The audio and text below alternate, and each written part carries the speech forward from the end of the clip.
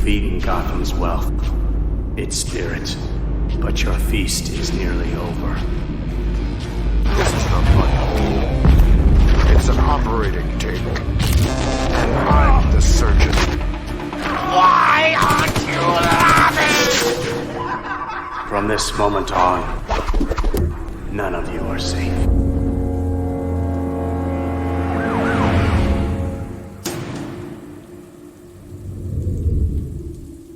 Welcome to the Batman Book Club, a podcast exploring the Dark Knight Library. I'm your host, Ryan Lauer. The Batman Book Club is a proud member of the Batman Podcast Network, hosted by Batman on Film. Just go to batmanonfilm.com, click on the podcast, and you'll find the Batman Podcast Network, which is a whole list of other bat-related shows that love to dive into other nerdy subjects we all love to frolic about in our free time. And the Batman Book Club is a part of Patreon. If you like what's going on with the show and you want to support it in any way and help keep the generators running here in the Wayne Manor study, you can do that at patreon.com/thebatmanbc. Thank you for listening to episode number 99, the last double-digit episode, triple digits, coming up next. This episode is called Batman, the Ultimate Guide. It's a special episode because with me is a special guest. He's returning to the show. First time he was on was November of 2020, episode number 30. I've come such a long way in this podcasting journey. It's the author of The Ultimate Guide. It's Matthew Manning. Matthew, thank you for coming back onto the show and talking to me. Oh, thanks for having me. Yes, absolutely. The poor people that are going to be listening cannot see the great visual aids that I get to see right now of your own Bat Cave, which is full of awesome figures, and the 89 Batmobile. And I know when we talked before, I got to see this too. So I just want to give that a shout out and tease everybody listening that they don't get to see what we get to see. Yeah, I've been collecting since the 89 movie that ruined my life. So. Ruined or enhanced? I don't know. The debate goes on. I could be into this. The first time you were on, it was great because I did. It was when the time me and my pal Garrett were talking about the Batman TMNT Adventures book that you'd written. I reached out to you and the author or the artist, John Samariva, and I never heard back from him. And I was like, oh, okay, that's fine. That's not unheard of course. And you responded. And so we talked and I put that episode out, and I think John commented or messaged me or something. And I was like, oh my gosh, do you want to come on and talk real quick? And he's like, yeah, sure. And so that was really great that we were able to get a 1-2 punch of you and John to talk about that book, which I still love. Oh, yeah. And John's great. We actually got to meet because he lives out in Australia. Mm-hmm. And we just happened to be coming to a North Carolina Comic-Con around the time when the book was out, and he was just like, oh, I'm going there, and I'm like, oh, I could probably go. It's about 4 or 5 hours, and he's like, I'm coming from Australia. You can go 4 hours. I'm doing all the heavy lifting here. Okay, yeah. Come on, you can do this. Yeah, that's awesome because probably up until that point you were pen pals, and then to get to meet in person. We almost exclusively talk on, we still do, on like just Twitter instant messaging kind of thing, so yeah. Nothing, it's even like it's also the time change and everything, so it's kind of but I think we both have odd schedules, so it works out a little easier. Yeah. We're working on a book with Tom Taylor right now. Yeah, I can't wait for that one to come out. It seems pretty interesting. Now you've been on before, and I asked what your favorite Batman story was. So usually the follow-up question for returning guests, it's going to be tricky for you because I'm going to say, I always ask, what Batman books have you been reading lately? And given the book we're about to talk about, it's probably a lot, but are there any others that maybe you were reading out of pleasure, not for business? Well, I still have like 1,500 unread comics in my collection. I need to get to, and I'm really making an effort this year. Yeah. We'll see how it goes. I'm at least trying to get carve 500 out of there because I still get weekly books. I still go to the shop every week. But I save a lot of the ones that I don't have any intention of reading right away are some like Bronze Age issues. Yeah. So I've been and I've read a lot on. I've at least skimmed through everything, for some of the books I've read, like the Batman Visual History, which was the month-by-month guide to Batman. So I literally kind of had to know a little everything. Mm-hmm. But some I either looked through a long time ago and stuff. So it's kind of, I leave some of those. I'm kind of on a Brave and the Bold kick right now. I'm reading some of the original run of that just because, those like a lot of fun stuff. Like and some of the Bob Haney stuff and the later Mike Barr stuff is, it's exactly what, kind of, it's a nice palate cleanser after all, all the modern comics I read and stuff. Yeah. I mean, I feel like that could be even for like the show, if, you're watching Batman animated series so much, and maybe you're reading, some of the darker stories. And then it is, like you just said, a palate cleanser of, let's watch some Brave and the Bold. Let's fun this out a little bit before we go back into some dark stuff. But I really like your answer of like a true fan of, well, I've got this stack of my usual comics. And I was like, speaking, like hitting us all right in the heart there. Like, yep, don't we all have that unread stack, but got to go to the store tomorrow and get some more.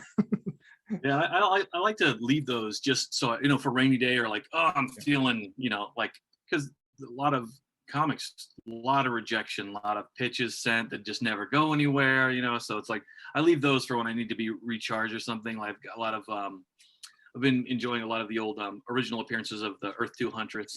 So, and like some of those all-star comics and stuff, which I have a lot of in my bin that I need to get to. So I'm kind of like, I'll pull out something like that when I'm, need a break or a reminder of why I do this. Yeah. I love that. Those are some deep dives. What a great answer. Hey guys, wanted to hop in here quick to say we're inching towards spring, and the warm season will get you outside to enjoy that sunshine, but you can't fully enjoy the outdoors without the proper lawn care. And that's where my friends and sponsors at Manscaped come in. Manscaped is the best in men's below-the-waist grooming, offering precision-engineered tools for your jewels. Manscaped's Performance Package is the ultimate men's hygiene bundle. Join over 4 million men worldwide, that's 8 million balls, who trust Manscaped, with 20% off and free worldwide shipping with the code BATBOOK. That's BATBOOK, BATBOOK. Manscaped's Performance Package provides a plethora of products that can fit in your own utility belt, like the Lawnmower 4.0. Now, this trimmer has a new cutting-edge blade that helps reduce accidents, is waterproof, and provides a spotlight. I don't know about you, but the toughest parts of lawn care for me are the hilly terrains, while the Lawnmower 4.0 helped me and will help you glide along with the right blend of ease and precision to achieve a well-maintained front yard. Now, if you have some extra weeds in the nostrils that not even poison ivy would pluck, the Weed Whacker is the hero you deserve and need right now. It quickly clips in the cave with calm and comfort. And Manscaped's Crop Preserver Ball Deodorant and Crop Reviver Ball Toner provide a cool, comforting relief to your downstairs. Trust me, it's like Mr. Freeze sent you to the cooler. So take care of yourself and your significant other. With all of these products, just go to manscaped.com and get 20% off and free worldwide shipping with the code BATBOOK.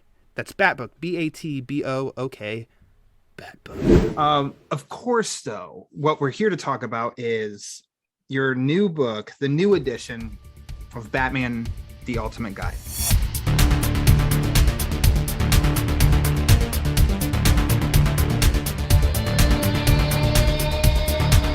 Now, this just came out. We're recording this on Thursday. This just came out on Tuesday. It says that it is a new edition. So can you just guide us through maybe the origin of you putting together this book? Yeah, this one was kind of, it was already written by Daniel Wallace, the original version. Mm-hmm. And for I'm not sure what I was doing at the time, or if because I mean he does a lot of great books too. I think he does a lot of Star Wars. We've actually co-written a couple books in the past. Some I'm trying to remember. I think the DC Year by Year is one we did together. And so he's a really nice guy. And so we do kind of like in the same space a lot of these DK books. Mm-hmm. But he wrote the original version, and then I had sent an email saying, if I can't remember what book I did right before this. Oh, I think, well, I've done the DC Encyclopedia really recently too, the most recent version of that. In that one, I did all the full page spreads and all the 2-page spreads and 4-page spreads. So like all the main characters, which mm-hmm. meant I kind of had to catch up with everybody. I was already caught up. I read Batman all the time anyway. That's just been, my hobby since, I was in 5th grade. So yeah. It's kind of like I keep up to date with those. But then it was like me trying to have to catch up with a lot of the others for that book.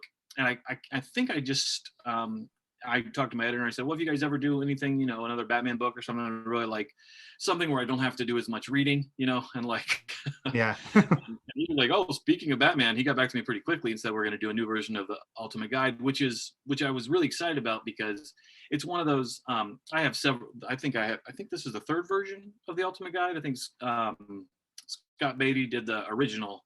And then there was, I believe, no, there might've been, I can't remember if there was an update or not in there too, but then there was the Daniel Wallace version, then my version. So it was like one of those main Batman books that I didn't get to write, which I'm just like, oh yeah, because I'd love to write all of them, so yeah, because I've done, I got to write the visual history, which is the month by month one, and I co-wrote the Batman Vault with Bob Greenberger, and what else? The Batman Arkham Guide, the Batman Character Encyclopedia. So this was one of the few ones that I didn't get to work on, and these are kind of I've done a lot in this particular series in the size, the square, which is the more recent version. I say recent. They used to do a lot larger, but because I started out with DK, some of my earlier books were the Ultimate Guide to Wolverine, the Ultimate Guide to Iron Man, and then I've done the Spider-Man guide. I think I've updated it like 3 or 4 times at this point. So I was like, I really want to do the Batman one, so finally I got to do that. So it was a very it was good that it worked into my schedule and in theirs at the same time, which is sometimes that doesn't happen, unfortunately. Yeah. The book looks impressive. The quality of it is impressive. It's a great resource guide. It's a great refresher of the high points of this history. And I guess good news is that, I don't know, give it 5-10 years, they'll need a new edition. So keep reading that stack next to your desk. Well, that was one of the things about this particular book. I wish we actually did it a couple months later, just because the continuity was really in shift when we did this and in the DC Encyclopedia. But it's not like you can just push the book back. They have certain release dates and everything. But now it's kind of like a lot of that old continuity is in play now that wasn't even when we wrote this book, So it's kind of one of those, like, we did a timeline for it. And I would have done a little bit more. I would have approached the timeline a little bit differently now that we know that a lot of these classic stories are back in play. Because there have been a lot of the series have been flashing back to moments from pre-New 52 and all that, which is nice to see. For me, I'm very happy that all the continuity is back essentially. So it's kind of I think they still need to kind of streamline it a bit to figure out exactly which origin are we doing 0 year? Are we doing year 1? Is it a combination of the both? So because there are some contradictory things in there, and as of now, they've lived through all of it, but they're just aware of these crises that have changed, the course of their history. It can be a little foggy, I guess, some of the details. So maybe that provides some speed bumps for you as a writer, but as a fan, do you like where it's ended then? As you just said, they recognize that these crises have happened. Yeah, I like that. I don't think they're finally finished yet. I feel like there's going to be more, there'll be some fine tuning, and this, the new Dark Crisis might do a little bit of that maybe, or, but one of the books that I wrote, my favorite book that I've written is the Batman Files. That was the Andrew McMeel's book. That was like the scrapbook. And that was, at that point in the continuity, I was able to actually write one long story in one consistent timeline, because it came out right before the New 52. We actually didn't even get advance word that the New 52 was going to change or that. So it was kind of like, oh, all right, I guess ours is that whole book I did out the window. But I actually, it kind of worked the opposite of people, because fans were very polarized. Some people are excited about starting over with a new continuity, and then some were like, I'm done. And our book kind of was an end cap for those people, like, oh, this celebrates everything I love about Batman, because at that point, Morrison had just essentially opened up the continuity and said every story happened, but some were like, drug-induced hallucinations, and all those things happened. So it was kind of fun to be able to actually, it was the perfect time to write that book, because I could work it all into the timeline. And then, they started, New 52. So we would even have to approach that book differently if they ever did a new version of that. So. And that one was from the perspective of Bruce, right? And like his journals and all of those files. So you got to act like you were Batman. Yeah, and that was a depressing book to write after a while because Depressing. things don't go well for him. It's not like it's like every couple years another important person dies. And Yeah. so actually after that book, they asked me for Inside Editions they wanted to do The World According to Batman or The World According to Joker, and it was fair. I mean, I'd done a couple other things in between, but I was like, you know what, I would rather do the Joker for now. Like, let me write in the Joker's voice and just instead of being still, because I felt like The World According to Batman would be a little too similar, and so and I think they got Steve Englehart to write that one, so that was a pretty nice. It was a good decision on my part, so I could still get that book too. But all of that is perfect, like a perfect reason that you can say of why you have that stack of Brave and the Bold. Yeah. It's a little less heavy when you go to that fun those older eras. So two really fun parts to start off with are the cover of the book and then the foreword by Tom King. Did you have any involvement with getting into, so the cover's by Jorge Jimenez, who Batman fans are no stranger to. He did a long run on the Batman title with James Tynion IV, and also he's going to be returning with Chip Zdarsky for the book. With him or Tom King, were you in charge of setting that up, or was that just kind of presented to you that's happening? I can't remember if I suggested the cover artist. A lot of times I've been able to do that, but I definitely I suggested Tom because who should write the foreword, and I was like, and I think we had trying to remember, I think Scott Snyder had written another DK book pretty recently, a foreword to that, if I'm remembering right, or he might have done the DC Encyclopedia or one of those. And so I thought, Tom had just gotten finished with his run at the time when we were talking about it, and I said, I think he would be. And look, I actually didn't even remember it till I got a copy of the book because I didn't even see his foreword until it was here. Same with the cover, I hadn't seen it until it was advertised. So a lot of these books it works like that, where I'm doing my section is very compartmentalized, where I'm doing just the book, and then the editor's taking care of everything else. So that can be, and sometimes that even applies to the titles for a lot of these books. So they'll market a title, and then I'll be like, oh, okay, that's what we're using. All right. Yeah. All right. Okay, here we go. I mean, this one was already, the title was already in place, and it was just a new edition of this. But I just wrote a Spider-Man book that just got solicited, I think, last week, and it was it's called Spider-Man. I think a celebration and history of the web slinger, decade by decade, or something like that. And I had no idea what that title was going to be. Oh my! So because that's an update to the Spider-Man Vault that we did. I didn't write the Spider-Man Vault. That's Peter David and Bob Greenberger and I think somebody else. I can't remember now.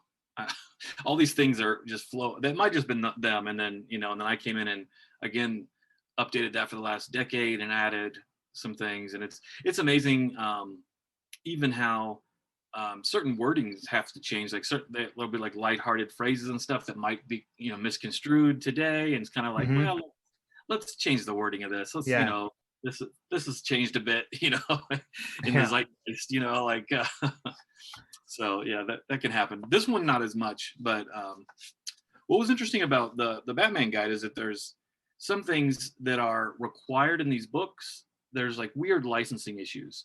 For instance, I don't believe that we're allowed to call him like Jervis Tetch. I don't think we're allowed to call him Mad Hatter in like a heading for some reason. There's some weird licensing rule, because I always correct it and I say, no, this should be, we're calling everybody by their villain names in the heading. Yeah. And it's never changed. So I think that's one of those weird rules. Like the DC, there's actually a different style guide that some of the book editors use that they have to for legal reasons and all these things that I don't even understand. So I'm trying to find that now, because I mean there's definitely a villain section I'm looking for now to see that. And I could just be mistaken. It could be one of those things that I corrected that slips through. Those happen all the time because there's a fast turnaround for these, and there's a lot of different levels of approval. So we'll be editing one section, and another section will be at DC, and sometimes things do just kind of fall through the cracks. I see it in your rogues gallery, right? It says Jervis Tetch. Yeah, and then there's a quote by him at the top. That's actually instead of Mad Hatter. We're allowed to call him Mad Hatter in the text. But yeah, there's just weird. I never realized that. Rules. Yeah, and that's happened in other books. So Do you know of anything? Okay, so now that just ruined me reading Mad Hatter stories. No. Comics, the comics, I think, operate on a different set of rules, which is Gotcha. interesting too. Like even we can't take a lot of liberties with the comics. Like I did. I don't know if you saw my book, Exploring Gotham City. Yeah, I got it right over there. Oh yeah, I love the way that book looks. I'm really excited about that. Yeah, book. that looks awesome. And one of the things for that is like there's a lot of back and forth where they thought I was taking things from the '66 show, like there's the mention of the bat poles and 14 Miles to Gotham City, but all those were little in jokes that Tom King had actually added into continuity during his run. And so for everyone, there's like, this is just from the show. And I'm like, well, no, it actually was added recently. And so then I have to send them, photos of my comics to like be like, see, this is, but I mean, because they're trying to make sure that they're operating under a strict like licensing rules. So if you're this, like I'm sure Insight didn't have the license to do anything from the '66 show, and they have to protect their property and make sure they're not, the wrong things aren't getting in the wrong book. So it makes sense, that they're and there's a lot more steps of approval these days than there used to be. So when I did the Batman files back in 2010 or so, or 2011, right before the New 52, it was just me and my designer, and we really were left alone. And our editors over at DC were, they were great, but they would just give us what we need. And, then they had a couple proofreaders and things go through and make sure I didn't do any continuity mistakes. But I think, I was like Steve Corte and stuff, he was the editor on that. And I think they were just very aware how too much Batman I've read, so they were like, we're gonna let you, do what you're, do what you know for this, because this is what you're, there's a few things I'm an expert at. That's one of the only things I'm an expert in, and so they just let me kind of go. And nowadays Warner Brothers, there's like 5 other people that are giving notes, and there's just a different set of approvals, and which is just the way the world is now that it's DC Entertainment rather than DC Comics, and they're all kind of, a lot of different people have to sign off on things. So. That's kind of fascinating, but I can only imagine you go through all that, and it's like, okay, so all of that keep in mind, plus make sure you still write the book. Yeah. And the good thing, I mean, you catch every once in a while, they'll catch me on something. I'm like, oh, you're totally right. Like I got the number wrong for the grandfather clock, because that's actually kind of changed over the years too. I couldn't find it. I went back and looked, and if anybody knows what comic it's in, I'd like to find it. But it used to be 10, at least to look like it was 1047 a lot, and it might have been mentioned. But then in Pete Tomasi's run, they started calling it 1048 to open the grandfather clock to get into the Batcave. Yeah. So I actually got that wrong when I was doing Explore. I used the 1047. I'm like, oh, you're right. No, I think I was confusing that with the 1947, which is on the giant penny. So there's all these numbers I'm trying to keep it, which is almost always wrong. Like in no artist really cares to look up what date should be on that penny when they're drawing that. Well, now, so which one ended up in the book? Because I thought I marked it in here. Yeah, we did the 1048 for. You did 1048, okay. And when we did this book, I said, well, that's what DC was going with now, so it's definitely 1048. But I was looking through a lot of them, and I can't find a definite 1047 in the old comics. But I could swear it's there, but I literally have 15,000 Batman related comics upstairs. So literally they start getting, and this goes from like little cameos, like Batman will be in Superman for a panel, and I bought that, back in the day and stuff. So there's a lot I have to keep straight. And now just found it, 1048. Wow. So let's just talk about like breaking it up into, so I keep saying this. So this is an updated edition. So then I guess how much was handed to you to update then? Or are you just kind of starting from scratch in a way of how you want the book position or chaptered or broken up and stuff? Yeah, I think it would be a different book if I was doing it just from scratch myself. And actually our plans kind of shifted midway. So for these kind of books, it's always like however much original text you can keep, that's better. I mean, it's better for the designers, however much of the original layouts. But I think for the most part, they went through and changed almost all the layouts. For the midway, they're like, you know what, we really want this to be more of a special release for a update. and it looks like there's been so much that's changed, so let's go back and really, and we did a lot of the spreads are, I think the majority of them have had something changed, whether it's just a couple sentences.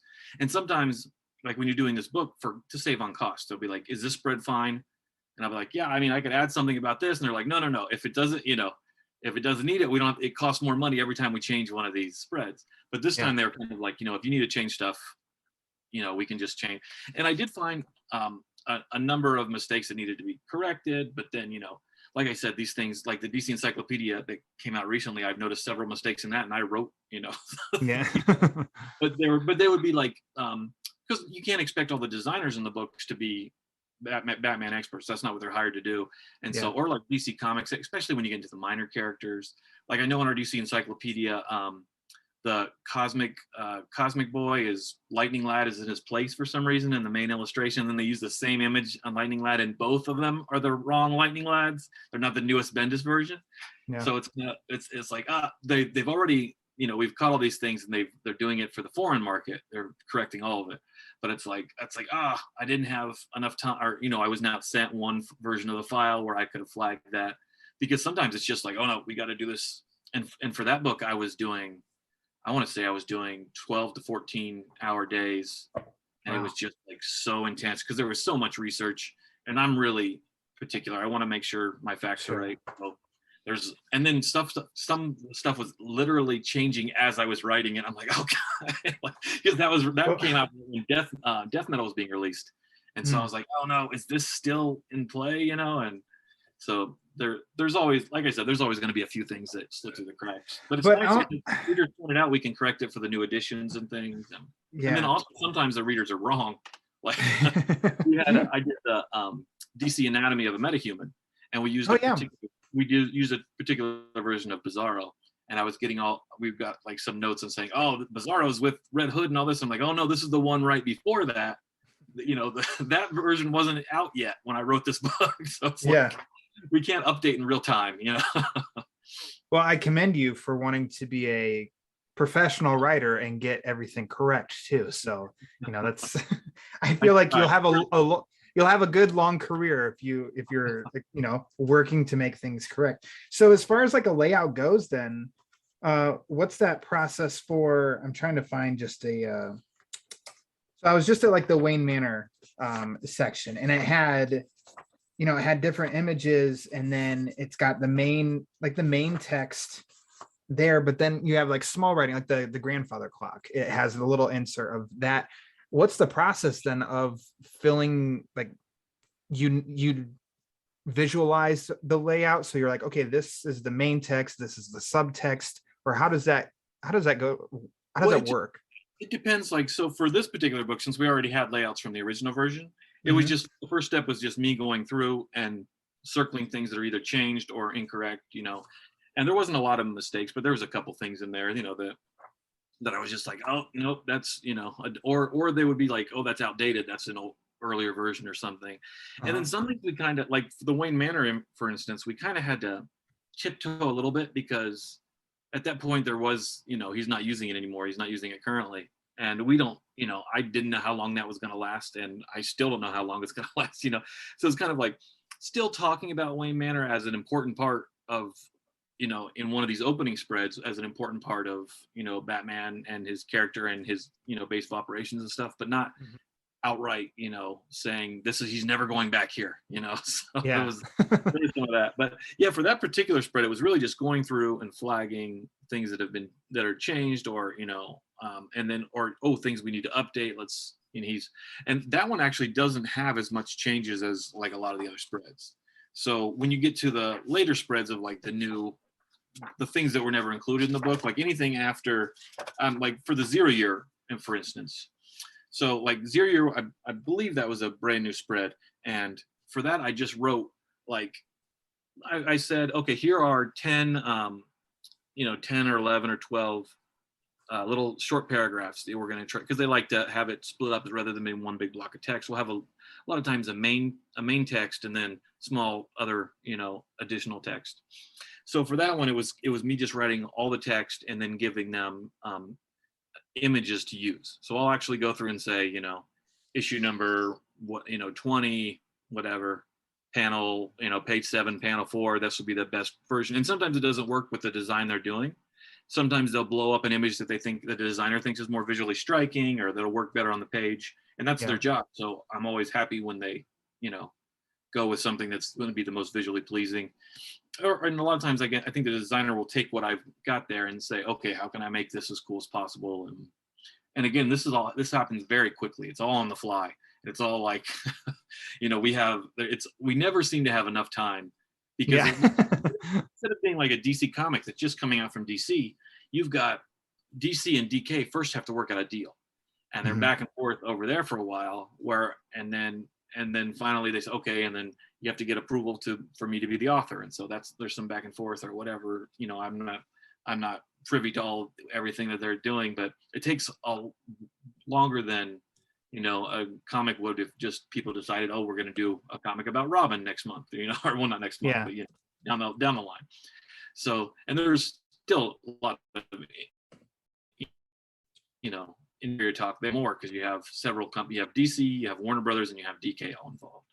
So by the time they finally say, okay, we have a green light, it's like we have like a couple weeks, or like, I don't remember what the timeline was on this one, but it also ended up being a lot more writing than I anticipated originally for an update, just because so much has changed, since the last, and so, which is good for the readers, because that means there's a lot of new content, but it's a bigger project than I originally thought it was when we took it on.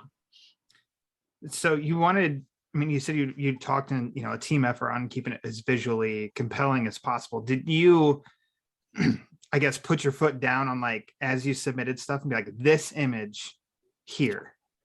Not as much. Sometimes I'll say like this, like for instance, like the metal spread, the Dark Metal. I said this should really be our main image of all of the evil Dark Knights, just because this would label each one and say which, but it's never like, this is, you're doing a terrible job. That I've never had that problem with DK. These guys have been doing it forever, and I've worked with a lot of the same designers over the years, and a lot of them are like, hey, it's me again. It's like, oh, cool.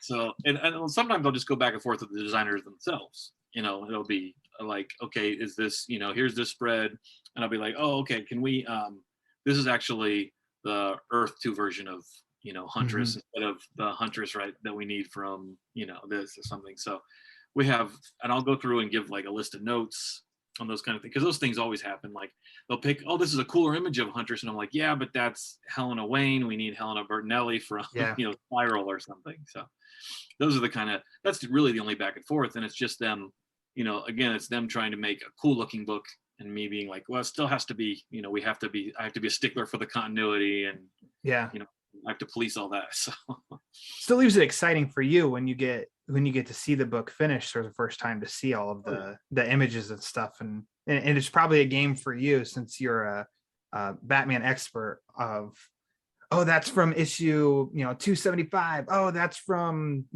the Killing Joke, which obviously stuff like that'd have to be fun. I love when different parts of the book, which I'll show you, where it becomes I guess like a vertical image, a 2-page spread. And I love that you included the cover to Batman 166 in one of them, because I actually have that comic. And it's like by far the oldest comic I have, but it was because of it was like an old antique shop that would constantly just do random like grab bags for like $5 and stuff, and it was included in that. And it's not in like the best of shape, but it's still cool. It's all intact, it's all fine. And I'm like, oh my gosh, this is Batman 166. And I mean, it's kind of an iconic cover too, of like the escaping the death trap. It's a fun throwback. Yeah, I loved a lot of that. Like I actually bought a lot of my older comics from like when I was in high school and stuff. Instead of spending money like I should have been, I was buying like, oh, here's the first appearance of Poison Ivy, and I'm buying it very cheap from an old mom and pop comic store that I went to all the time.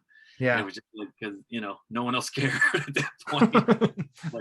Like I remember buying the first Ra's al Ghul in Batman 232 in college, and I used my store. I kept saving up my store credit every week. They would do like, you get $20 credit for every $100 you spend, and I saved it up because it's an amazing copy, but back then it was only $80, And so I was like, I think still that might be the single most expensive comic I've bought.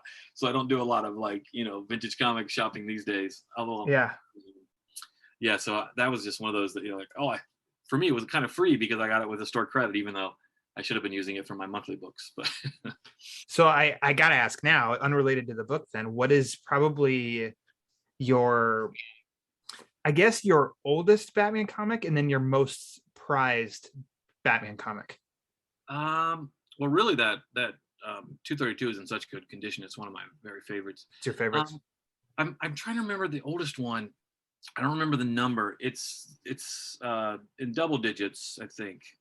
And it's like an old Two-Face cover, which I really like. But then I went through a period before a lot of this, the modern collecting and stuff, where I would get a lot of key issues because I like to get first appearance of characters. So I have like the first Mr. Freeze, and like I said, Poison Ivy, Generation, Talia, and I have the Matt Hagen Clayface, and the original Betty Kane Batgirl, and things like that. I don't have Batwoman, which I really still want, but I tried to get most of the rogues you can get before it gets to be Golden Age, because I can't get like first appearance of Riddler is not in my price range, but I can get I can get like the first Clue Master, Still counts. Yeah, still counts. So I have a lot of those, and then I bought some comics like right off the rack, like the first Harley was just in my regular pulls from my comic shop, because I was buying Batman Adventures from when it first came out. So and that's one of those comics I was like, this is never going to be. Even when I wrote Batman the visual history, the month by month, I didn't even include that comic, which I should have. But to me, in my head, it's like, it's not really your first appearance, because Joe was their first appearance. And then to me, it's always when they're introduced into the actual the DC universe, like that first Batman Harley Quinn special. To me, that was Harley's first appearance. But technically, it's now, the Batman Adventures. And since, only kids were buying that, really, that's one of those ones that, one of the few modern books that actually has shot up in prices just because, it wasn't one that was bought by collectors. Like everything else in the 90s, they were all bought by collectors. But, that brilliantly written children's comic, we're not going to buy that. It's like, one of the greatest comics, and, skipped over by everybody. Even, I was in high school or junior high, and no one my age was reading that. So you have some really fun, and I just imagine this would be hard, a challenge maybe for you as a writer. Some different sections, different pages that go through variations. One in particular is Batsuit Variants. Oh yeah. So how fun was that? But then also maybe how stressful, if at all, to narrow it down to like one image for a decade?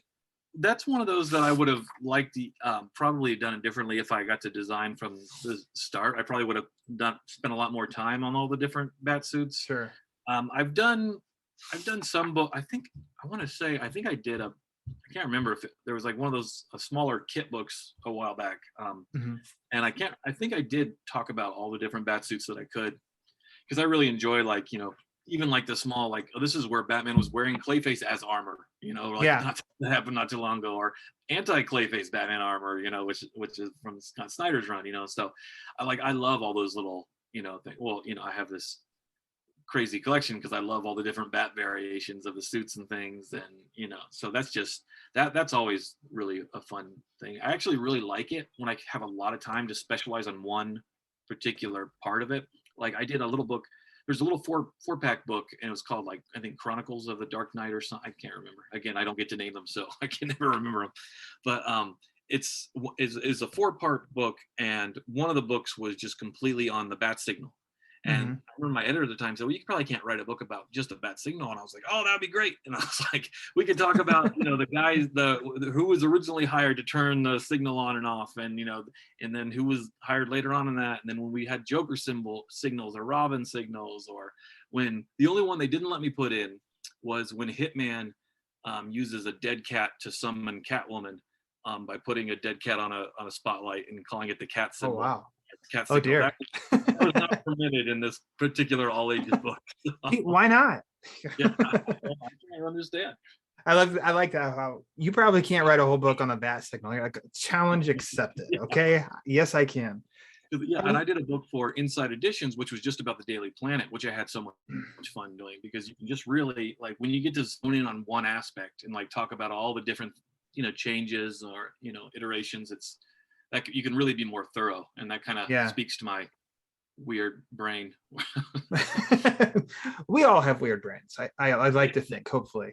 Of these, no, I love the part of you went with Batman, like the suits of the time through the years, but then you also split up into like alternate realities, specialized designs, and then other bearers, which are other people that wore bat suits. I think all of that is really cool.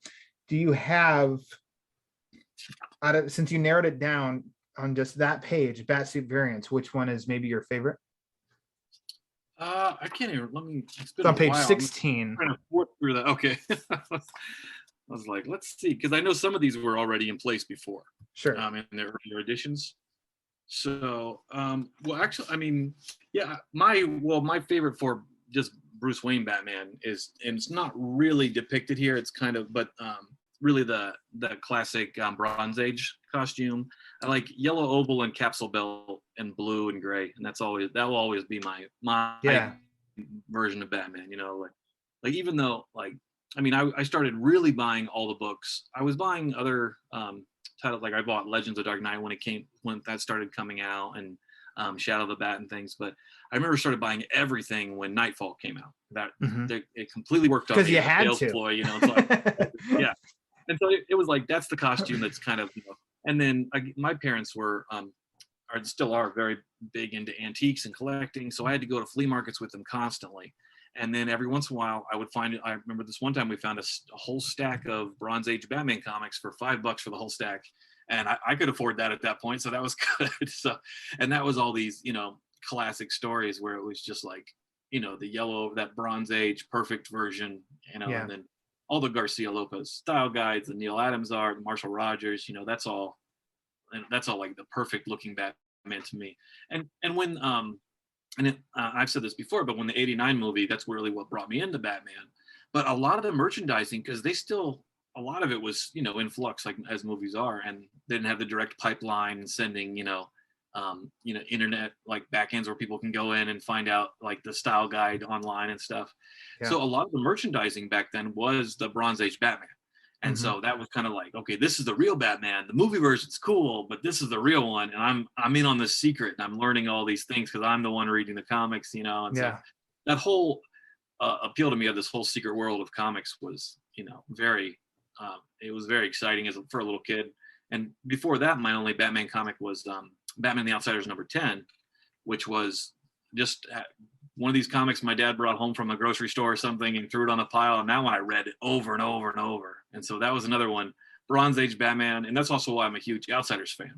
Mm-hmm. Actually, on my wall here, I actually have 6 Steve Lytle pages from that comic, which I bought in high school for so little amount. Like I think somewhere between, $15 to $45 a page. And that was it for these like awesome pages, and I think they would have been more if they realized that, even back then, but comic art didn't used to sell that much when I was, I graduated high school in '97. So you could I remember buying a page of Morrison and Porter's JLA #1 for $20 at a show. So unreal. Yeah. It's kind of a shame that comics have become such a big thing and popular, because now $20 for that. Holy crap. The best investments I ever made were I bought, I have 2 covers because I'm a huge Outsiders fan. So I have a cover right in front of my desk here of the Outsiders #15. It's a Dan Jurgens cover. And then an Alan Davis cover of Adventures of the Outsiders #34. And in between them, I have a Geoforce trading card by Jim Aparo. So it's like the original, the Cosmic cards or whatever they were called. And so, and then a Ramona Fradon sketch, because I couldn't get, I can't buy a page of that. Of Metamorpho, so that's my little Outsiders right here on my desk. But that my piece of those these days. My intro to Batman was like a trifecta of the movie and comics, and then the cartoon. But the comics was Breyfogle and Aparo. Oh yeah. Those were the issues that I had that were given to me. So yeah, that was my look for Batman. and still idolize. And that's again with the, you know, the yellow oval and the Yeah. and the capsule belt. And I remember very clearly buying, because I would go into a store and have like enough for one comic, you know. Like, before I was buying weekly comics, I had, you know. And so I remember particularly buying, there was that I want to say it was Batman, and it's an issue of it was where Sarah Essen had just gone to the main continuity. Now all of a sudden she came back after being in year one, and there was this caper with Catwoman. And I remember like, and then this was right when Harold was new to the Batcave, and Ace the Bat Hound was, you know, and all these things. Yeah. I was just like, what is all this? Like, so yeah, that's about where I started reading. And then, like I said, and then Nightfall, I started reading just everything. I even, you know, was buying like Showcase 93 and those, which I have, you know, a great fondness for. I still love writing. When I get to write a short story in a comic, it's still such a big deal to me because of those anthology comics I read as a kid. Wow. Well, much like the Batman variants, there's been some Batmobile variants as well, which is just a couple pages later on page 28. You have a cool rundown of them over the years. So I have to ask that too. Do you have a favorite Batmobile, either on this page or one that isn't presented? I mean, there's a lot. Like, I think the best designed Batmobile is the Anton Furst 89 mobile, which Sure. These days I just consider part of the continuity, because it's so many artists have hidden that as an Easter egg in the Batcave. Like, it's there now. Like, it's like that's in the comics. But like, so I think that's definitely the best design. But I do love the Breyfogle, some of that weird long. Yeah. And then when they made the Batman subway car, that blew my mind as a kid. I was like, what is a subway rocket? You know, like, this is so cool. And I actually think for fans of the Batmobiles, I think that you can't beat the Eagle Moss collections, that the magazines that they do for every iteration of Batmobiles. Oh yeah. They're so good. Like, I've written some of those magazines for the chess collections for those, but then they've done everything from the Batman stagecoach used in like a 1950s story, you know, to like a Bat train used in one of these old stories, to like the particular style of the Killing Joke Batmobile. Like, the only problem is their license doesn't extend to toy. I think it has to be just in model, so the tires don't move, which is a problem for any toy car. You know, you need to, but they were so thorough with those. I wish I was able to contribute to that particular magazine, but I think they were. I didn't get into the Eagle Moss until I think around after that, and I was doing all the chess stuff, which was still a lot of fun because that chessboard's great. So they're packed away, unfortunately, but I can picture the box that they're in, but they weren't Eagle Moss, but it was almost like a yellow and blue packaging, and it was. Are those the corgis? Or How do you spell that? CORGI, if I'm pronouncing it right. Batmobiles. Batman license in the 60s, I think. Yes, you are correct. Yeah. I Nice. have Okay. a lot of those too. Those are great. Yeah. So that was, of all places, Walgreens. Oh yeah. I found them at Walgreens, and they had like every era. So then that I had, I'd told my mom about, and of course parents never forget. They know what you're pointing out. And so there was a Christmas where I got like every single one of those, and those are awesome. And look at you off the top of your head, Corgi. There's something with me. I don't know that I could pick a favorite, but I love they're here in the book, the 1940s and 1950s.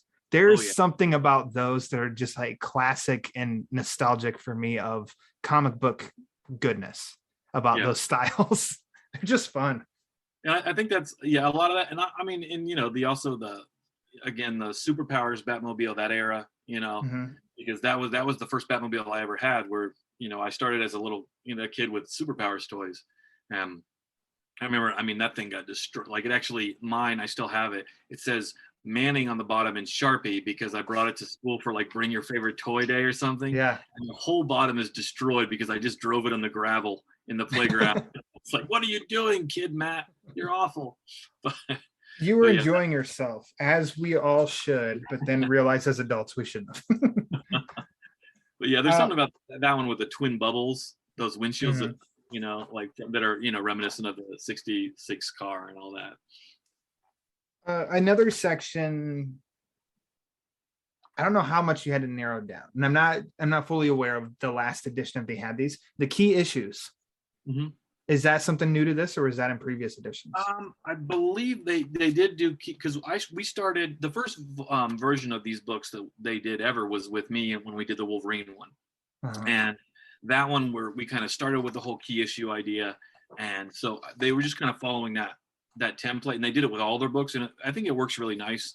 They put in a lot of extra. I think in these we simplified some of the information. The editors were actually, that was one of the things they requested. They were saying, they're a little too wordy. We're trying to make some of the text bigger in this particular version so it can appeal to all ages, because they thought it was just only appealing to adults, where, the material, it's Batman from comics, so it should be hopefully accessible. That's the plan. Yeah. Yeah. So I think I added a couple new ones, if I remember it. Boy, all these projects flow together after a while. Sure, I bet. Yeah. But I know I did have to change some of the details in a couple of them. I had to essentially rewrite a lot of them because there was a lot more text in the old version.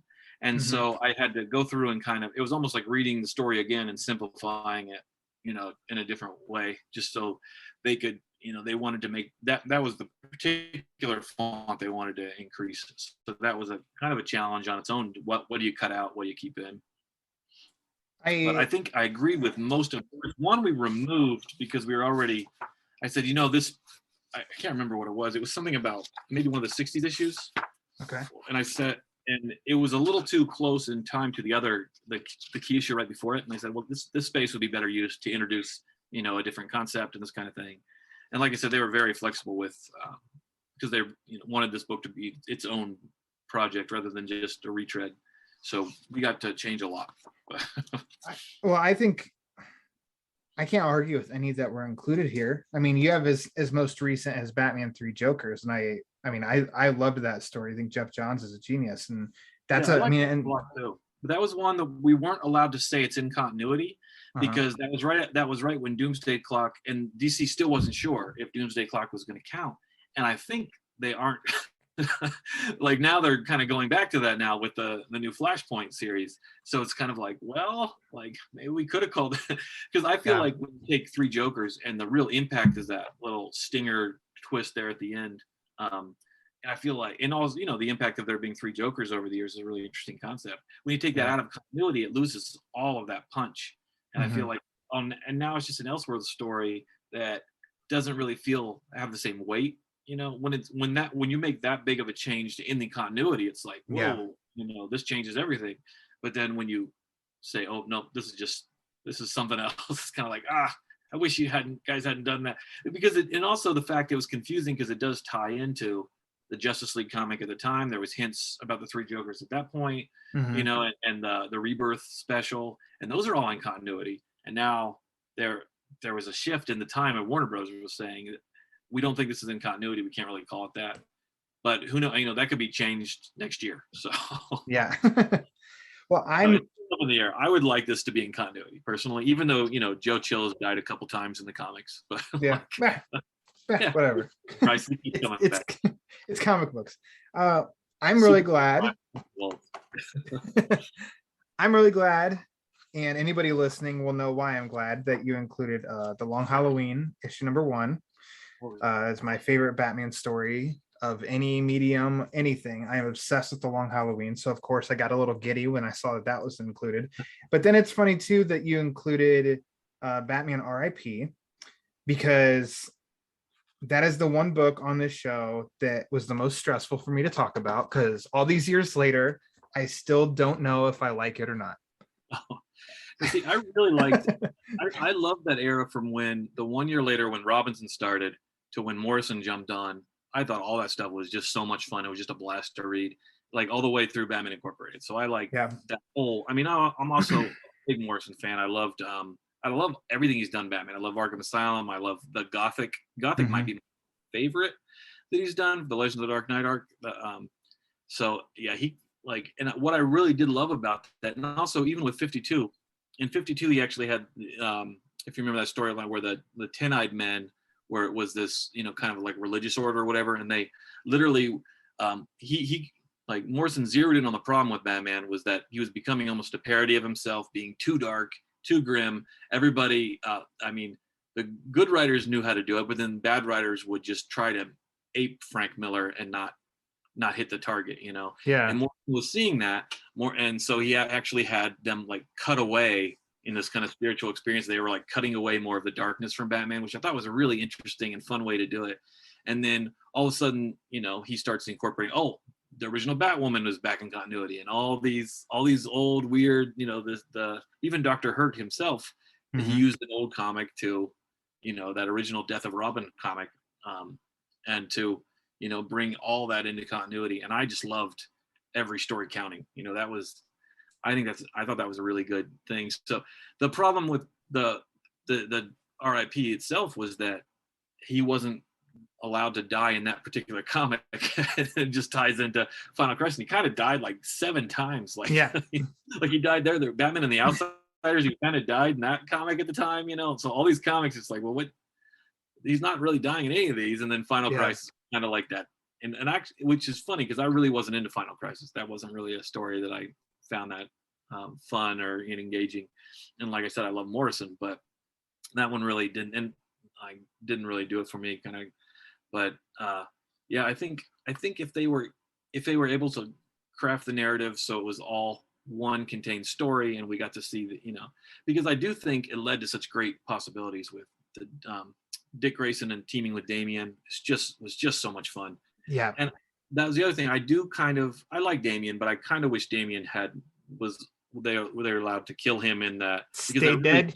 Me too. Yeah. But to be fair, the Robin book might be my favorite book right now, monthly. Yeah, I think it's so much fun. And I just, you know, the character of Damian, it's like, he had he served a particular point in Morrison's story, and then the story was over. And then, you know, and Pete Tomasi did some really cool father and son stuff when they brought him back, but it's just like, you know, he could have gone, like, I would much rather prefer Tim being back in the Robin role, like the only Robin, you know, but that's also, it could just be my age, you know, like I latched onto those original Robin miniseries as a kid, you know, and like, that was just like, he's like me, I'm that age, I could be Robin, you know, like you're not alone. The least athletic, you know. I've had people on this show too that Tim Sheridan not too long ago, who wrote the Long Halloween adaptations. I mean, we talked about Tim Drake and Robin. I mean, hit him at the prime age, and some guests before that loved Tim Drake. It's people love the Drake. R.I.P. It was because I think right when the final issue of Face to Face, right before Morrison started, that's when I got into comics. Like every week, every month, whatever, because I had my own job. I had a comic shop close by. And so the ride of RIP was awesome, I thought, because it was exciting and unpredictable. And then you learned that Morrison is making all these nods to Batman's history. But like you said too, though, I felt like, because I kept reading the whole run right up until every issue would come out. And it's like, so I just kept rereading to see if I missed anything to where when that last chapter of RIP, and I just felt like, what? That's it? And so that's where I do feel like it felt incomplete to me, and I was not satisfied by the ending of it, and read Final Crisis and wasn't over until the end of Batman Incorporated, the second volume. Like just a really big, and you kind of have to stick with it to see all the fun stuff, you know, like because he's been planning stuff that whole time. Like in RIP, he does those issues where they talk about having a romance with Kathy Kane, and then he actually gets into describing that more in the Batman Incorporated issues. We get to see, you know, what that was all about. And, you know, it's kind of like, because they had already brought her back in the Bronze Age too, in issues of Batman Family. So she had a circus back then, you know, and everybody thought, oh no, she's only on Earth 2 at this point. And they're like, no, now she's on, you know, you're in the main continuity now, and she owns a circus and has a history. And it's like, so they keep, you know, they've done that over the years, over and over. And that's what I'm really happy about the continuity now, is that everything's back in play. You can reference all sorts of stuff now, you know, like in the current Joker comic, I've noticed they've been referencing some comics that would have been off limits during New 52. So that's, and you see that in like all the titles, like even you know, like in Robin with Connor Hawke being back and all that. There's a lot of fun things that are, you know, I like the direction everything's going right now. So I mean it's pretty it's pretty fun being a Batman fan in comics right now because there's no shortage of Batman content, Oh, yeah. which I know can get pretty pricey, but also it can be fun. And I think that it permits to take some big swings, because if it's not your thing as a fan, it's like that's okay because you've got all these others. Whereas, Oh, you yeah. know, way back in the day, I mean, you're Batman and Detective, and maybe now you've got Batman and the Outsiders or something like that. I want to ask you a few questions, Sure. and then respect your time and let you go. A couple of, I mean, I've already asked like a favorite. I want to ask some favorites and then some rapid fires. So, off the top of your head, favorite sidekick. I guess probably, yeah, Tim, probably for. Tim is Robin. I mean, I still love, I love all the classic Dick Grayson stuff, especially the Bronze Age and stuff. But yeah, I think Tim is the one that really. What's good about Tim is that he kind of earned his place. Like he discovered, he used his detective skills, discovered everything, and that was something that Jason Todd was lacking as far as originally they made him the carbon copy of Dick Grayson, and then they're like, oh no, now he's stealing tires, and everyone's like, kill him, So it's like. I think Tim got it right of how to introduce a new version, and then plus he was wearing, long pants, which now, my friend would make fun of me for like, why is he wearing no pants? Let's see here. How about, I mean, I guess you said already your favorite Batmobile. You'd count the Anton first as comic book lore because it's been in enough. I mean, that's a really hard one for me, just in general as comics, because I love so many different versions. I mean, yeah, I think, yeah, probably that. I mean, I even think the new Rebirth one is a really strong design. Really, it borrows from the Batman animated series and puts that little bat head on it. So I thought that was a nice design too. Do you have a favorite iteration of the Batcave? Probably the one I got to write in Batman 700. I actually got to write the Batcave spread. So I kind of liked what they were, and that was again that era, when Morrison was doing stuff, and they kind of incorporated everything. So there are bat poles in that version and stuff, and so probably about around that era, because they kind of were dialing back that multi-leveled version that was I mean, it still has lots of levels, but it almost was like a cylinder for a while during like the Scott McDaniel years and things. And so they kind of were dialing that back a little bit and giving it more of the classic feel. So, but I also really like 89's Batcave is really cool, has a really cool presence. What we see of it, they really use shadows to make it a lot bigger than it was. Did you like the Batman Returns Batcave? Yeah, I think it kind of added on to a little bit, but it was like, I think that whole movie, I think Batman Returns is probably the prettiest Batman movie. It's just so, I love Art Deco, and they really leaned into the art. I mean, where Batman 89, I think, has more gothic nature to it. And I think, that the Art Deco, and I mean, every set, like Mac Shrek's office, every set is like such a cool thing to watch. So yeah, that's probably my visual favorite. So yeah, I almost disagree with no decisions visually in that movie. Do you have so I said sidekick, do you have a favorite ally of Batman's? Well, like right now I'm on a Huntress kick, so maybe Earth 2 Huntress I'm really enjoying, but in the current continuity, I mean, I always like Barbara Gordon stories. That's another favorite of mine. So yeah, that's a really tough one for me, because I have so many story ideas for all these characters that I would like to do when I get to do comics. I mean, I do books more than comics these days, but I would much rather dive into a lot of these characters in the comics. So yeah, that's a hard one. I have, I heard Huntress first, so I'm gonna say Huntress. And how about a favorite villain? Villain's hard too. That one always changes. I go back and forth a lot between Ra's al Ghul and Riddler. I like both of those from when I was a kid. Cool. So those two a lot. I love. Writing villains. I love Clayface stories. Those are always fun. You can do a little psych out and us. And I never really got why the Joker is such a great character until I got to write him. And he is just so much fun to write. Like because he's so awful but he has to be, if you're writing Joker well, he also has to be legitimately funny. You have to feel bad that you are laughing at something that he's saying, and that is such a fun character to write. It's the possibilities that you have with those, even for like, I got to write him in some of the like Batman Strikes and some of the kids books and stuff, and I just like every like kind of, even that less deadly version of Joker, it's still, you can still get away with a lot of fun. We actually had, although they did have to take there was a whole thing about, there was the Riddler's clues that Batman was following, and the Riddler's clues were supposed to solve, it was supposed to be, the solution was, other than that, what did you think of the play, Mrs. Lincoln? And so that makes you, told Batman what theater it was at, this like Lincoln Theater, and but it was also kind of like a dark joke that the Joker would, because it was the Joker actually pretending to be Riddler. There's a spoiler for this 2007 comic. I don't know.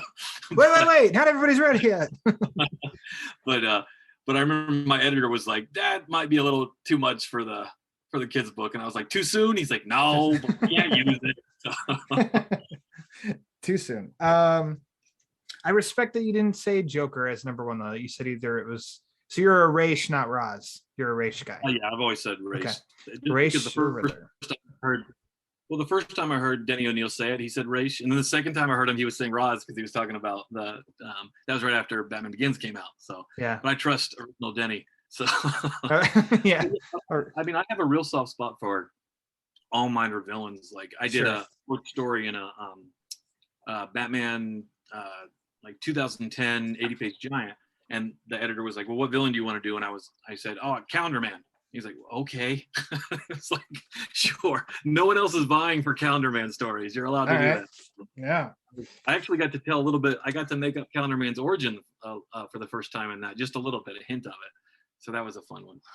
Wow. And which issue was that, or which story? It's called, I want to say it's the Batman Giant 80-page giant 2010 special, but it was just a little 10-page thing that I did with an artist, Gary Brown, and we got to do we just kind of got a hint at why Calendar Man is so obsessed with holidays. Actually, that's one of my favorite stories I've got to write. I was gonna ask, is that the one with the Dustin Nguyen cover? Yeah, he did. Well, there's two. Like I think he did a villain. I want to say there's one that's a villain cover and one with the heroes cover. I have the villain. Yeah, I have that one. It's in my long box. I haven't read that one in quite a while. Yeah. But so, okay. Little 10-page. I think it's 10-page, 10 or 12. But yeah, I gotta go dig it out. I gotta read it again. All right. So these are quick rapid fires, and then I'll be letting you go. Choose one. Don't need to give a reasoning, or if you want to, go for it. Arkham Asylum or Blackgate? I like Arkham. You can get so much more creepy with it. Silver St. Cloud or Julie Madison? Probably Silver. Julie wasn't very developed as far as character-wise. Yeah, like she was, Matt Wagner did a little bit with her, but otherwise she was just like, I'm the girlfriend. Like, yeah. You're right. I was like, all right. Strange Apparitions. That's one of my favorite stories because I just count it as a story. It's one of my favorites, and Englehart did so much and almost in so little with the stories, the characters, and everything. I love. He was like reinventing Golden Age characters, or he was making just telling a classic Penguin story. Here's a perfect version of the Penguin. But yeah, that's actually my. I have a lot of older issues, but my consecutive issues start at the beginning of the Englehart. So I have every detective since the Englehart issue, and I have every Batman from since that era too. I'm slowly going back to complete my holes to get all the way to the beginning of the Bronze Age. That's my next goal. So collecting it never ends, right? Yeah. Batmobile or Batcycle? The Batcycle makes more sense, but you gotta like the Batmobile better. Batmobile, yeah. I mean, but I've lived, you live in a city and you can see how the Batmobile just would not work. It makes sense. Maybe Schumacher had it right, but driving up walls, Yeah. Batcopter or Batgyro?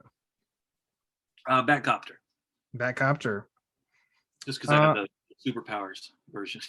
Got it. Golden Age or Silver Age?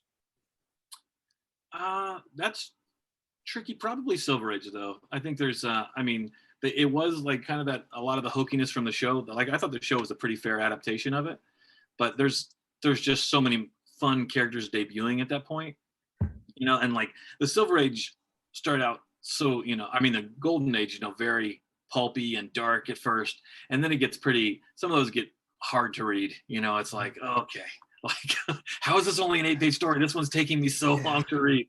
Where the Silver Age is still very inventive, and you have the Carmine Infantino art all over the place, and so yeah, there's. I can't binge read the Golden Age stuff. I can't. I've tried. You have to do it. And it's interesting because there are comics back then. Like I'm also a big Dick Tracy fan, and the Dick Tracy's comics from that era, they're just phenomenal. They like especially when he gets into like the 40s and things, like they feel like a Coen Brothers movie or a caper. Like they're just so much fun, and it's like, man, well, that's what the guys that were doing that were getting paid a lot of money, because the comic strip guys are getting paid all the money back then, and it's like the comic books for the guys they wanted to be comic strip artists. Like Bob Kane only wanted to do the comic strip when he had the option. So it's like, yeah, it was possible to do great comics back then. Some of those Batman, I mean, some of those are really, very. I have a fondness for really every era. So, especially certain stories, like the first Joker story was really fun, dark and, odd, but. Well, let's double down. Silver Age or Bronze Age? Yeah, see, that was an easier one for me. I would choose Bronze Age just because I felt like this was this was where the Batsuit got to be the most they refined how the yellow oval looked, and they got rid of the boxy chest and that weird, those Neil Adams designs where John Byrne, he once said that I think he was quoting somebody else, but he said Neil Adams draws people the way people would look if people look like that. So it was, yeah, that's true. But it's realistic but stylized, which is just especially vintage Neil Adams is like, it doesn't get much better than that. And, Marshall Rogers gives him a run for his money, especially when it comes to capes. That's stuff I really love. Alfred Pennyworth or Jim Gordon? Ooh, that's tough. I mean, I miss Alfred in the comics now. So do I.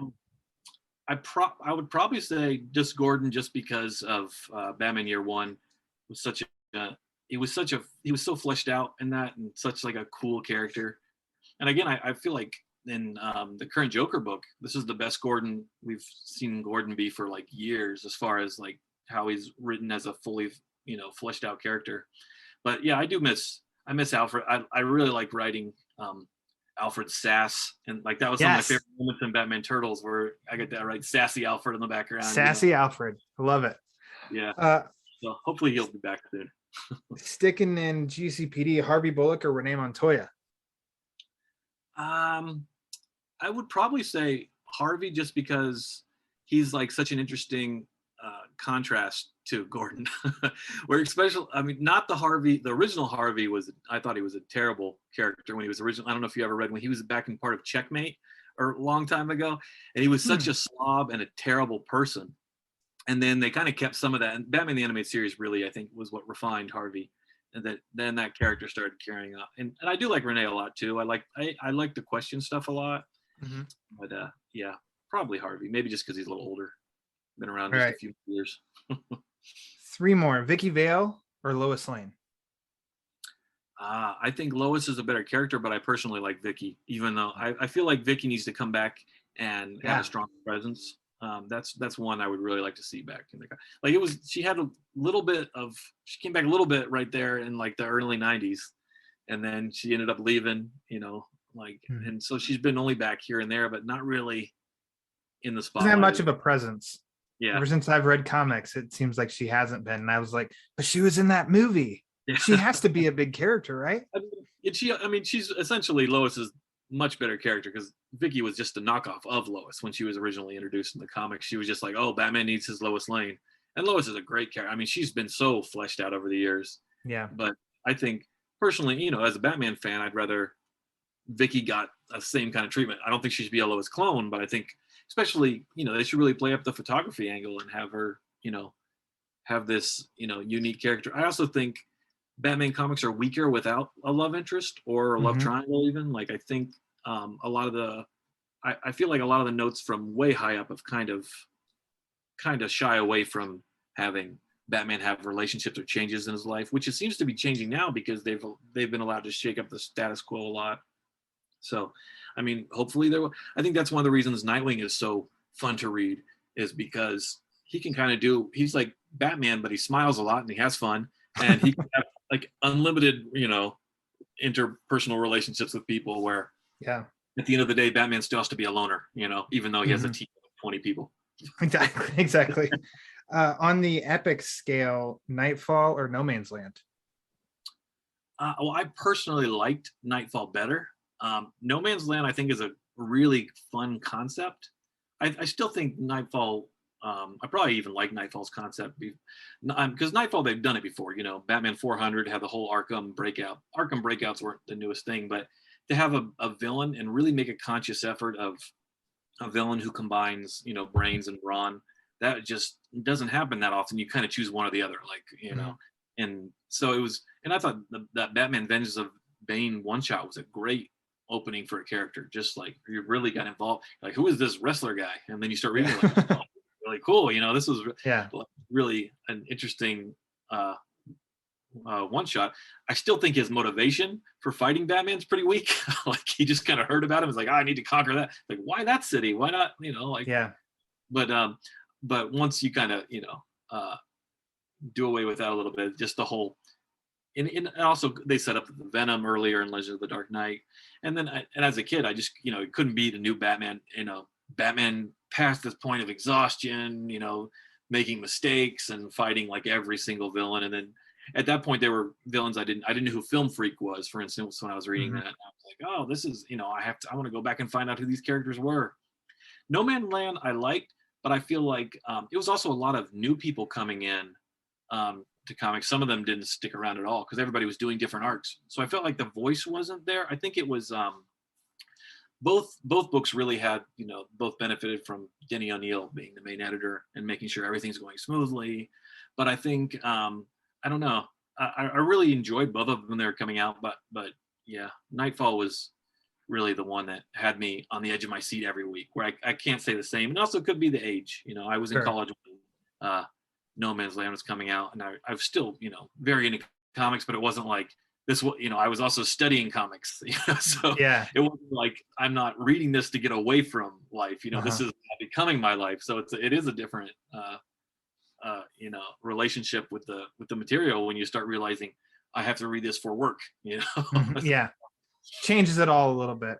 Yeah. And then this is the last one, but I think you may have hinted at your answer: Yellow Oval or no Yellow Oval? Oh yeah, definitely Yellow Oval for me. I'm actually really happy to see the Batman Incorporated costume back, just to see even though I don't think they did that, like, that version lights up, which I think is a really fun thing too. I remember I liked the Azrael because he didn't have the logo, but he could shine the bat signal on the people, and I was like, oh, that's cool. Spider-Man did it first, but still very cool. It's fun to see. So it's like, that's kind of the Yellow Oval will always be, even though maybe it makes less sense, but the Frank Miller reasoning that it's it draws the fire instead of his face, that also makes sense. Back to the book as we close up here. Is there anything in this book that, off the top of your head, that you just think is probably your favorite part of the book that you put together? And it can be because of the layouts, it can be because of the topic, what you wrote, anything like that. Do you have a favorite part of this book? For this, and it's been my favorite for every one of these smaller size, the new size, the DK ones. I always like the timeline the best. That's always the most fun for me. To like this one again, if it was just done a couple months later, I probably would have done the timeline a little bit differently. But I was really happy with that because I did a very detailed version of the timeline, which became the Batman Files. So it was kind of like, this gave me a chance to go back to that, but then we had to kind of throw in some disclaimers like, oh, but he didn't meet the Justice League until New 52, because that's what Warner Brothers was telling us to put in at the point. And I'm like, yeah, but did he though?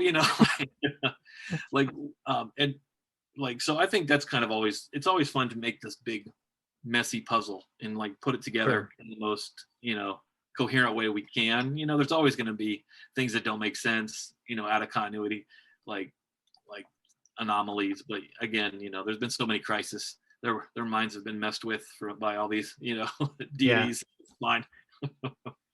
I think mine is probably the 2-page spread of Gotham City, because I love the map. I love the map. That map is actually from they did the Gotham. And if you ever see this is one of my favorite things that I have in my collection, is the 3D map of Gotham City. It's a puzzle, and the first level look is identical to that, except I think we might have added Burnside, if I remember right. I don't know if they let me put it in. There's a couple things I was like, this is where Burnside is, and because we put it in Exploring Gotham City, because I love the whole map thing too.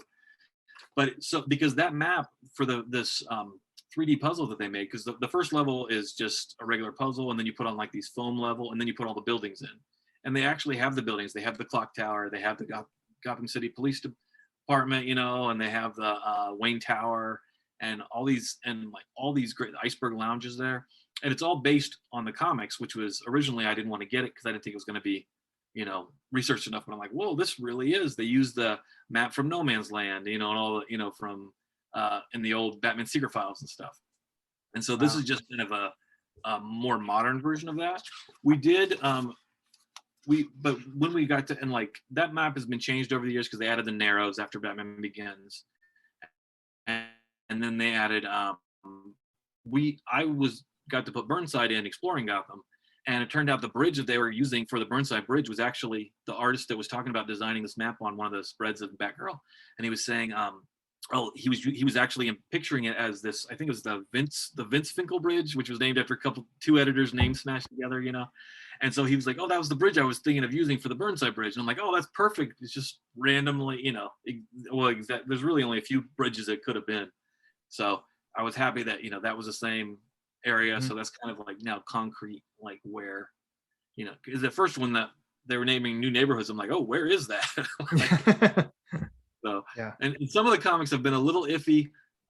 Some writers believe that Oracle's clock tower was in Burnside, but it's always really been in Old Gotham. So that's whenever you hear the clock tower in Burnside, that's not where it's supposed to be. But now I guess it's been destroyed, so I guess it doesn't matter anymore. Now wherever they build it. That'll be in the new edition, the new placement of the clock tower. So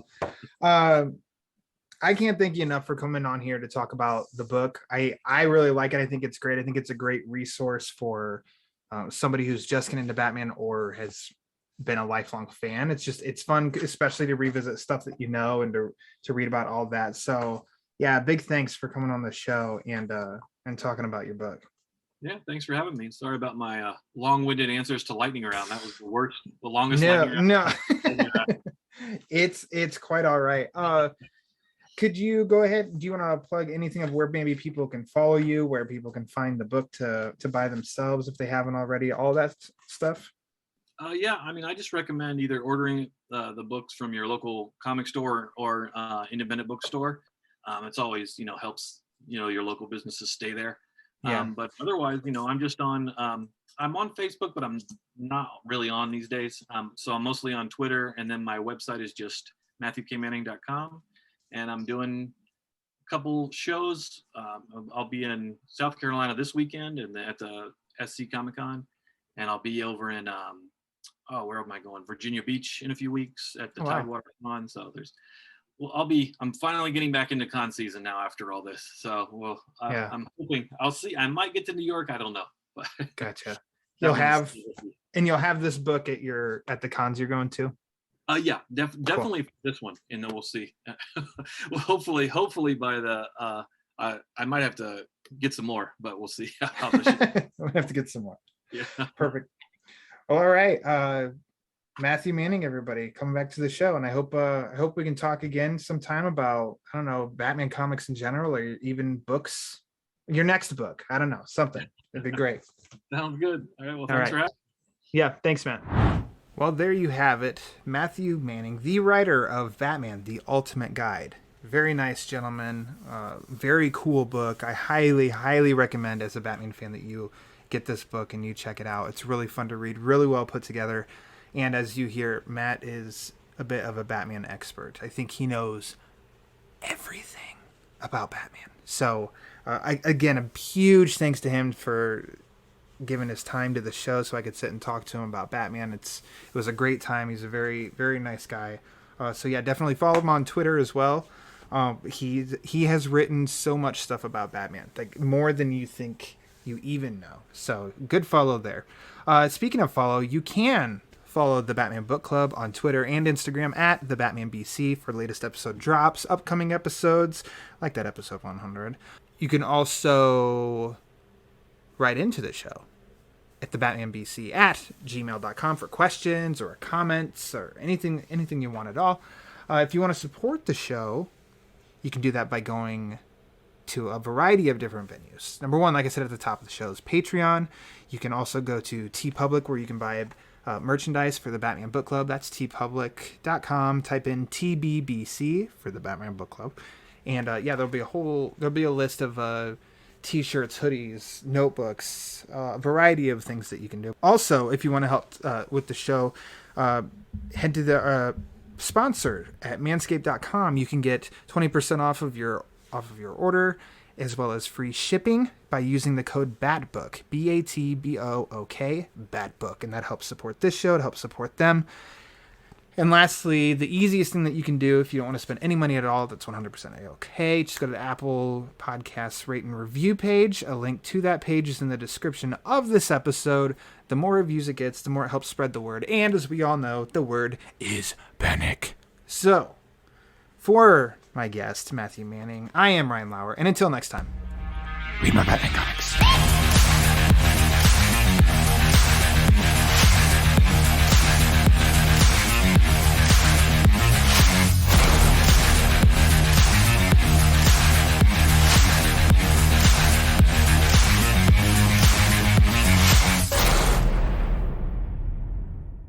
Oh, and the next episode is Libra Mayho.